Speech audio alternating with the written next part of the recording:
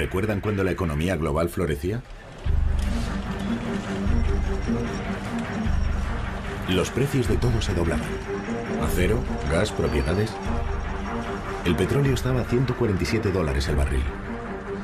Había más de 1000 fortunas que superaban los 1000 millones de dólares y seguían subiendo. La economía mundial estaba llena de burbujas, pero había una burbuja mayor que todas las demás: el arte contemporáneo. Por 77 millones de dólares. Gracias.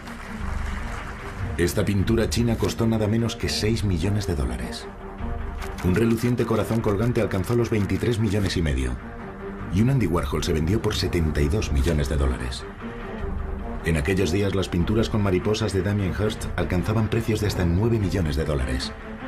Y cientos de coleccionistas las compraron. Tengo que decir que lo he pasado como nunca.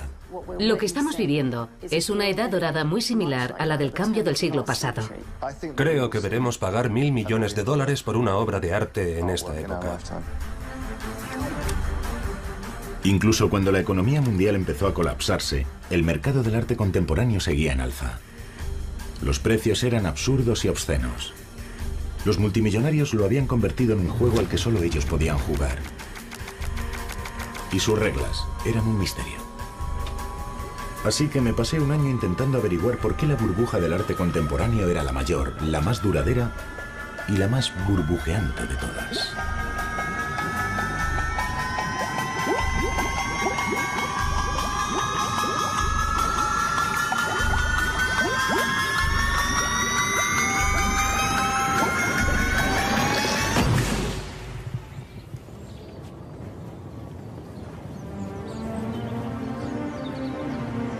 Me llamo Ben Lewis y este es mi coche eléctrico. Siempre me ha gustado el arte contemporáneo. En las paredes de mi casa tengo cuadros modernos y mis estanterías están llenas de catálogos de exposiciones. Pero siempre había soñado con conducir una obra de arte. Así que convencí a uno de los artistas más destacados de Alemania para que convirtiera mi sueño en realidad. Aquí hay un bulto. Sí, y debería haber otro detrás. Y aquí está. Tobias Reberger es famoso por su combinación del diseño y el arte conceptual. Ha expuesto en bienales y museos de todo el mundo. Intentaremos que parezca como si fueran grandes defectos. Te gusta trabajar con los defectos, ¿verdad? Sí, así es. Todo lo posible. Sí, normalmente son la parte más interesante de las cosas. Antes de venir aquí, Tobias me mandó por email dibujos de cómo quería que se modificara la carrocería del coche con bultos asimétricos. Encontré un taller con mecánicos de espíritu artístico y se pusieron a trabajar. Me preocupaba un poco que los bultos no te parecieran bien. No, solo quería que pareciera un poco contrahecho, nada más. Nada demasiado evidente.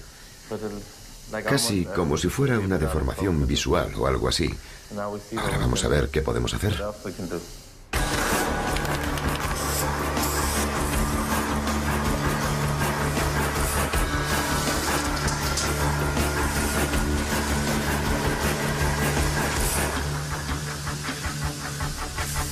Para mí, esto era un ejemplo de buen arte. ¿Era colorista o ingenioso? ¿Lo quieres deportivo o la versión más elegante? Deportivo, yo soy muy deportivo. Vale. Te enseñaba a ver el mundo de una nueva forma. Todos estos productos industriales que nos rodean son un poco aburridos y tristes en cierto sentido, ¿no?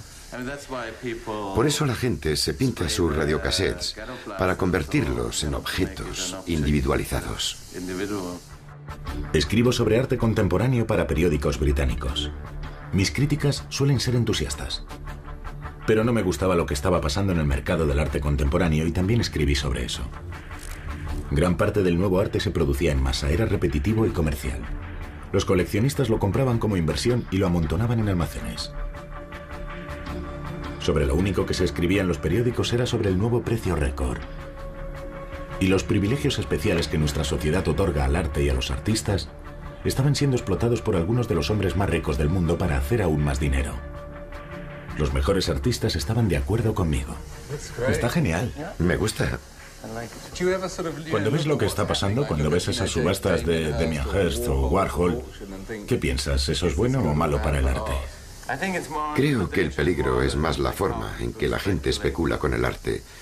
Es darle un mal uso, de alguna forma. No está hecho para eso.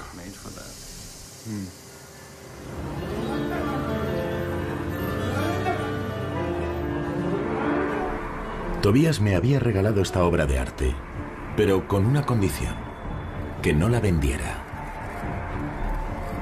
El mundo del arte era manifiestamente hermético, y yo sabía que sería difícil investigarlo, pero al menos ahora no desentonaría.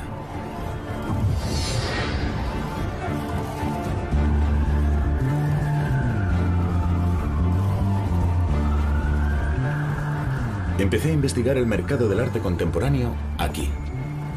Sotheby's está celebrando la mayor subasta de arte contemporáneo de su historia. Todavía faltan 6 meses para el derrumbamiento financiero, pero las noticias económicas ya son malas. El mercado inmobiliario estadounidense se ha colapsado y los bancos han eliminado activos por miles de millones de dólares en deudas. Pero en esta sala es como si no hubiera pasado nada de todo eso. 6 millones y medio, 7 millones, 7 millones y medio, 8 millones, 8 millones y medio, 9 millones, 9 millones y medio, 10 millones, 10 millones y medio. En esta sala hay sentados cientos de coleccionistas, galeristas, marchantes y asesores artísticos. Han venido a comprar arte contemporáneo, arte producido a partir de 1945. Ahora mismo el sector más caliente del mercado.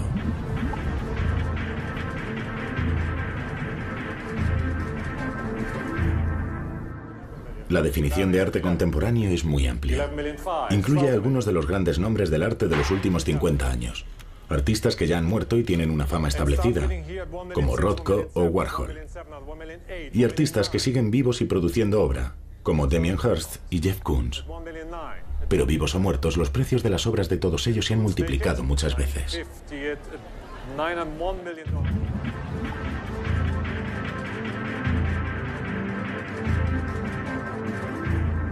La puja está en la sala junto al pasillo y son 21 millones de dólares. Usted dirá, Gregoire. Sí, 21 millones de dólares por una pintura de un solo color. 23 con las comisiones. Es mucho, aunque el color sea dorado. Bueno, el azul es un poco más barato. 15 millones y medio. Y el rosa, un chollo. Vendido por 4.200.000 dólares. Algunos compradores alzan la mano para pujar por el arte en venta. Otros prefieren ofrecer sus millones anónimamente por teléfono, con la ayuda del equipo de ventas de la casa de subastas. Hace solo un mes, el Fondo Monetario Internacional hizo público que las pérdidas de la crisis crediticia ascenderán a 3.000 millones de dólares. El cálculo se quedó más que corto, pero aquí piensan que los buenos tiempos no se van a terminar nunca. Esa es la puja que quería ver, y es de 642. Gracias.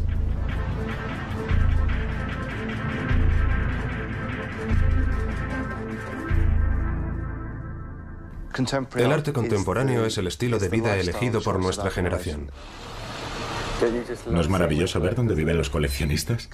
Además, el arte contemporáneo también encaja con los espacios en los que vivimos.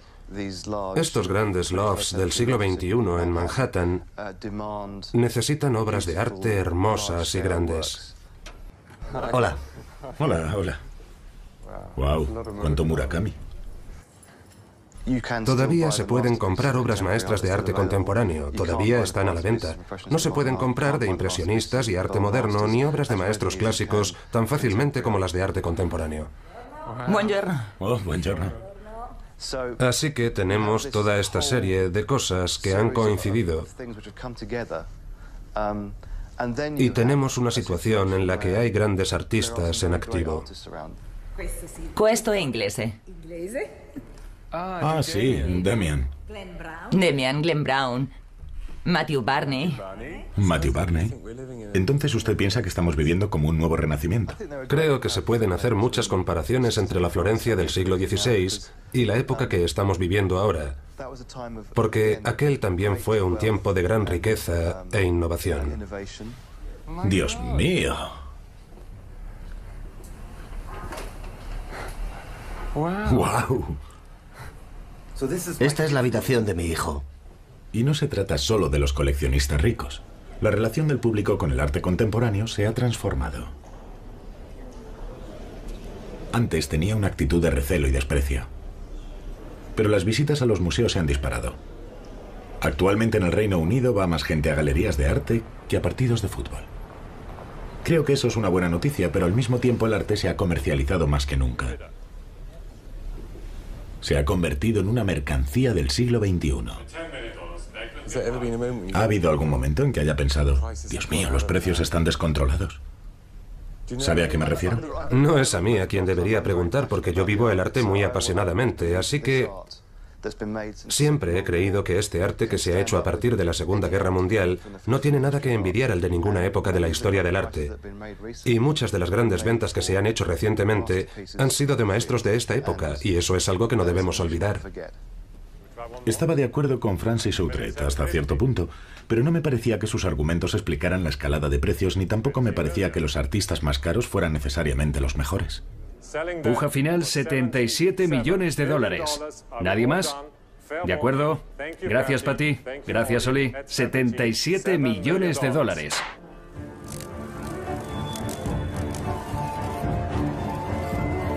La increíble ascensión del arte contemporáneo comenzó hace 10 años. Coleccionistas como Charles Saatchi crearon el patrón. En los años 90, Saatchi compró a jóvenes artistas británicos como Damien Hirst y Tracey Emin. Los expuso en su galería y en museos y vendió parte de la obra como negocio. Con el amanecer del nuevo siglo, docenas de nuevos ricos coleccionistas siguieron su ejemplo. Y en 2003 ya había una tercera generación de nuevos multimillonarios de fondos de riesgo en activo.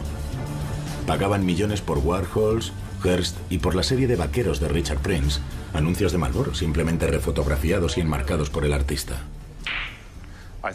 Creo que la gente tiende a buscar lo más nuevo, lo mejor, lo más moderno, ¿sabe? Algunos de los galeristas que conozco reciben llamadas de fortunas, de inversores que siempre preguntan, ¿qué es lo último? ¿Qué es lo más nuevo? ¿Qué es lo que busca todo el mundo? ¿Ese es el juego?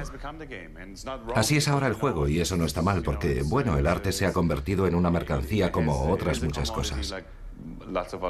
La única diferencia es que puedes tener contigo esa mercancía, puedes utilizarla, puedes usarla para socializar, te da cierto estatus, cierto tipo de posición.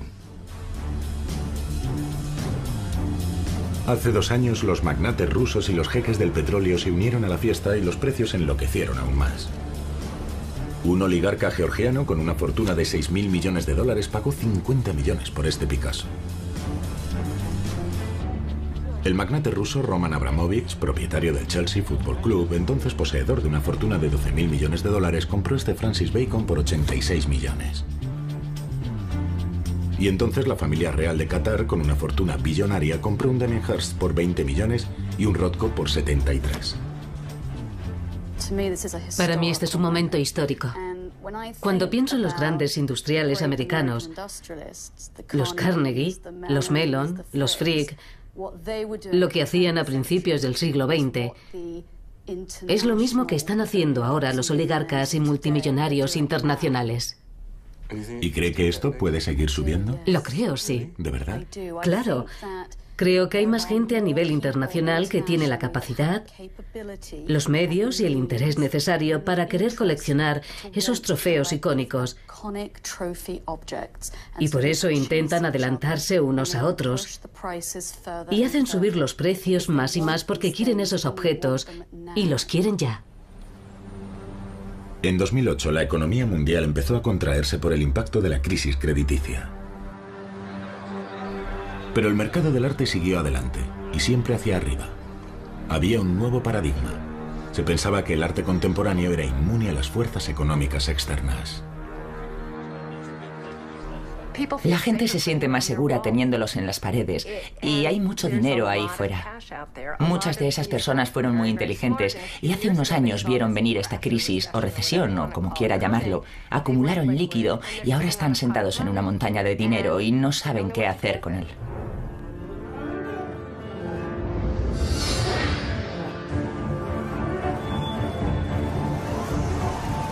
Pero había gente que pensaba que la escalada de precios del arte contemporáneo se debía a algo más que a las nuevas fortunas y a los supuestamente grandes artistas. Vine a Nueva York a ver cómo se hacían los negocios en el mundo del arte. Los comentaristas del mercado artístico decían que las estrategias de los marchantes también jugaban su papel en la escalada de los precios. Entonces, señor, su puja es de $1.800.000. La puja está hecha. Había ciertas prácticas que provocaban polémica. Se decía que galeristas, coleccionistas y marchantes mantenían los precios de los artistas a los que representaban o cuya obra poseían en grandes cantidades.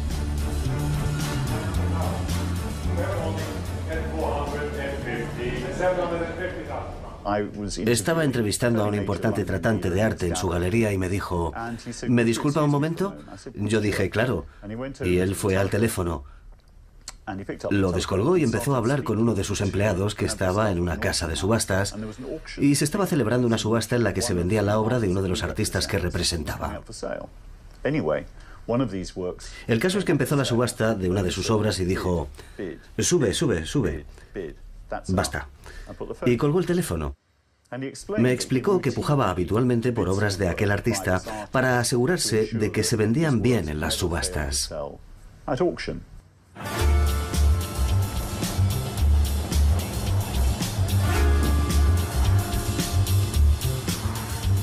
Decidí ir a hablar con los coleccionistas millonarios sobre estas prácticas. Este es el apartamento de José Mugrabi. Es el mayor marchante de obras de Andy Warhol. Tiene 800 obras suyas. Él y sus hijos han construido la fama y el valor de Warhol de dos formas diferentes. Por un lado, han prestado obras a docenas de exposiciones en todo el mundo. Pero por otro, se les acusa de haber sostenido e incluso de haber hecho subir los precios de Warhol en las subastas. José Mugrabi accedió a hablar conmigo de esto. ¿Cómo se establece un nivel de precios para un artista como Warhol? Es muy sencillo. Si tienes una obra y piensas que su precio es de X y entonces alguien paga 110, el precio pasa a ser de 110. Este artículo dice que usted decidió hacer subir los precios de los Jackies. Empezamos a comprar Jackies a 30, 40.000 dólares y seguimos comprando Jackies por 100 y seguimos comprando Jackies por 300 y luego por 500 y por 1 millón y compramos un Jackie por 2 millones. Como le decía, es muy sencillo. El precio de mercado en aquel momento era de 2 millones, así que pagamos 2 millones. Se dice que usted protege los precios de los Warhols. ¿Eso significa algo? ¿Qué quiere decir proteger? Le he dicho desde el principio que este es mi artista favorito. Este es mi artista. Esto es algo que amo. Es mi pasión. ¿Qué quiere decir que si protejo los precios? No protejo a nadie. Me protejo a mí mismo porque amo a este artista. El mercado del arte era más complicado de lo que pensaba. José Mugrabi parecía aceptar que hacía subir los precios, pero me había dicho que solo lo hacía por amor al arte.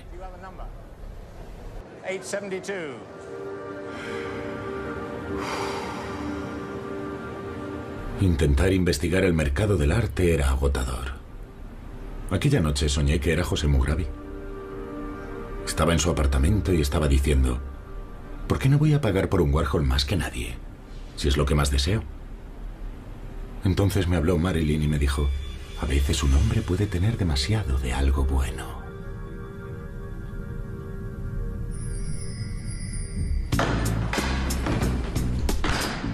Entonces me desperté. Empezaba un nuevo día. Tenía una cita con el hijo de José, Alberto, y con otro coleccionista multimillonario, el magnate inmobiliario de Nueva York, Avi Rosen. Estaban haciendo negocios juntos. Primero me enseñaron sus oficinas. ¿Qué tenemos aquí? Un par de retratos. Estos son de los que estábamos hablando. La serie de celebridades, ¿eh?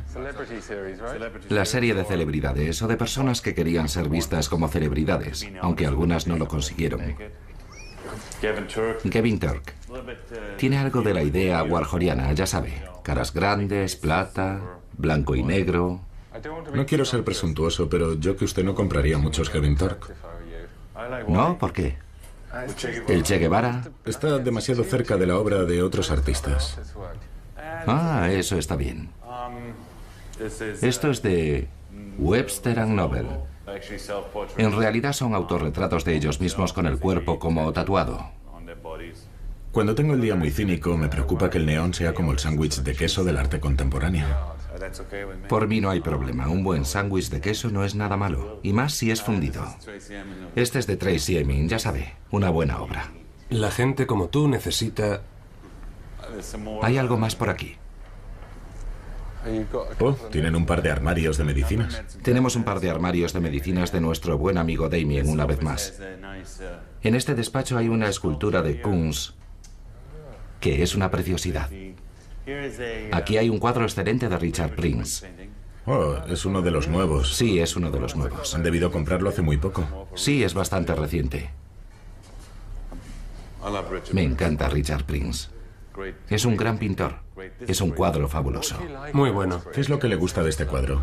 Me encanta la ligereza que tiene, y el color, y las formas, y las manos y las piernas. Vamos, mírelo bien, es una verdadera maravilla. Además de inflar los precios, también se acusaba a ciertos marchantes de abusar de su posición de dominio del mercado.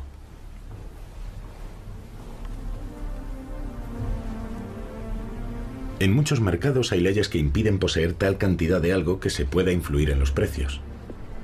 Es lo que se llaman prácticas monopolistas. En los 90, un operador japonés fue juzgado por poseer un 5% de las existencias mundiales de cobre. Los Mugrabi poseían un 9% de los Warhols más importantes. Avi Rosen era dueño de un 1% más. Pero en el mercado del arte no hay normas contra las prácticas monopolistas. Se hace esta comparación. La gente suele compararlo y dice, en el mercado del arte se pueden hacer cosas que jamás se podrían hacer en los mercados de materias primas o en los mercados financieros. Mire lo que está pasando con el mercado del petróleo. Vamos, ese tipo de especulación existe en todas partes. El mismo tipo de especulación se da en el mercado del arte, igual que pasa en... Eso ocurre en todos los mercados. Pasa en todos los mercados, es algo general. No está permitido que uno tenga el 10% de las reservas de cobre del mundo, si uno es... Pero hay gente que lo hace. Hay gente que tiene el 10% de las reservas de cobre y hay gente que controla el mercado de los bienes de lujo, gente que controla la industria aeronáutica, hay gente que controla muchas industrias. No están controladas exclusivamente por ciertas personas, pero hay momentos en las industrias en que hay gente que tiene un mayor control que en otros.